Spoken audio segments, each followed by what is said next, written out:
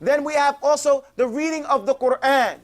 The ulama have taught us that there is nothing that is going to increase your Iman, your personal Iman, more than reading the Quran. Why? Because in the time of the Prophet ﷺ, whenever there was a hardship that befell him, what did Allah do? He sent down some Quran. Something happened, he sent down Quran.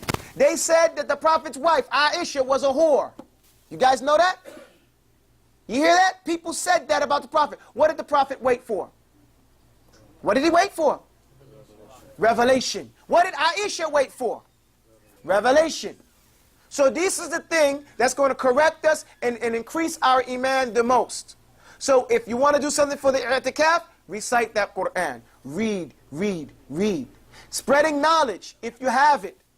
Or going to someone and asking questions. But if you see somebody in the masjid trying to make his dhikr, trying to make his dua, trying to, remember Allah in some way, don't be hard on that person. Don't busy him so much. Let him do his ibadah. And you try to do your ibadah. But if you see him set up a little halaqah to teach and to spread some beneficial knowledge with the brothers, then you want to benefit with that, then benefit with that like you're on a visit. Like you're on visiting people who are locked up. Because you have self-locked yourself up. Okay? You have submitted yourself in. Now, I said the Prophet used to enter in after the Fajr. But the ulama, after that, and the Sahaba, we see from their acts that the latest that you can come from i'tikaf is right before the Maghrib. Okay? If you want to make i'tikaf for that night, it's the sunnah to be in the masjid, the place that you're going to make that i'tikaf by Maghrib. So if you have to change your schedule, it's only for a couple of days. It's only for a couple of days. You don't even have to do it. It's the sunnah. You don't have to do it. It's extra. But if you plan to do it right. Do it right. Speak to your job or your family or whoever you have to speak to in a practical way and get off early and get to the masjid before time. Bring the things that you're going to need. Your toothbrush, the place, little blanket or whatever you're going to need to lay down, put your head on, whatever you want to read, maybe a book that you want to put some notes in. Have these things ready for you, for yourself, so that you can be prepared. Some clean socks if your feet stink, so that you come and you don't become a burden. Because what bothers the people bothers the angels. And I'm not trying to be funny. I'm trying to be practical. Okay? Practical. You can wear oil, misk, tib, while you're on i'tikaf, and it is recommended, just not to make it too strong. You can wear grease on your face, they say, and this is recommended, so you don't look like you're starving and you don't have things. All these things are from the sunnah, and you can comb your hair, and these things are recommended. And women can make i'tikaf. And women can make i'tikaf. We have authentic hadith in Bukhari that show that the wives of the Prophet ﷺ, they made i'tikaf in the masjid with the men. Okay? So we don't say that we're so holy, so pious, that, we can't do that. The Prophet's wives, alayhi salatu wasalam, wa radiyallahu anhunna, they made i'tikaf in the masjid. But they didn't do it like maybe these ladies, it's not to come to the masjid, maybe because they don't have so much friends, they don't get out so much, so they get together and they might talk some. Okay? But it's still for the ibadah. And then maybe it's our fault, as it's the men, الرِّجَالُ قَوَّمُونَ عَلَى النِّسَاءِ, the men are the ones that are supposed to establish the affairs and straighten out the women.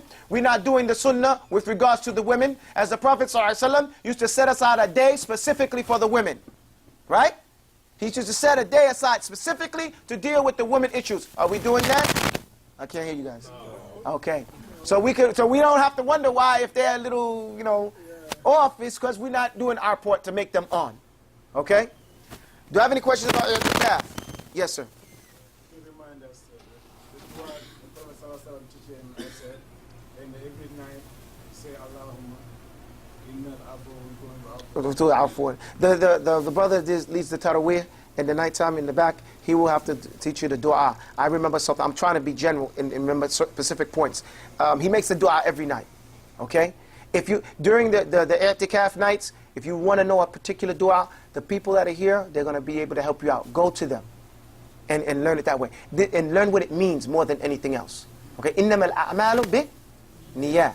Okay? Listen, the one point I wanted to make before the Imam throws me off the minbar is Laylatul Qadr. It is not legislated that any particular night is Laylatul Qadr. We need to get this superstitious attitude out of our heads. The 27th, the 26th, the 25th, the 23rd, you don't know which night is Laylatul Qadr. And even if it happened to be a particular night in the life of the Prophet, it doesn't mean it was that night after that. Okay? You guys understand what I'm saying? There's nothing in the Sharia or in the history of Islam that the Prophet left us that told us what particular night was Laylatul Qadr. In fact, we have the opposite. No one knows which night it is, and no one has said it's going to be on the same night every year. Okay? So this is to encourage us to really search for it. And how do we search for it? By putting our real effort into trying to worship Allah sincerely and wholeheartedly for one night.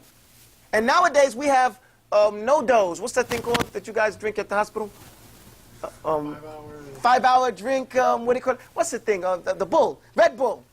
You know, you got Red Bull, you know, and then you got the natural one, like he said, the 6-hour drink. You know, if you take a nap, drink that, you'll be up. You have energy for 6 hours, and you could make the night, you know, with nishat and everything like that. So let's really make this a house of worship. And that means, brothers, if you start talking amongst yourselves, keep your voices down. People are worshiping. Okay? أقول قولي هذا وأستغفر الله لي ولكم والسلام عليكم ورحمة الله.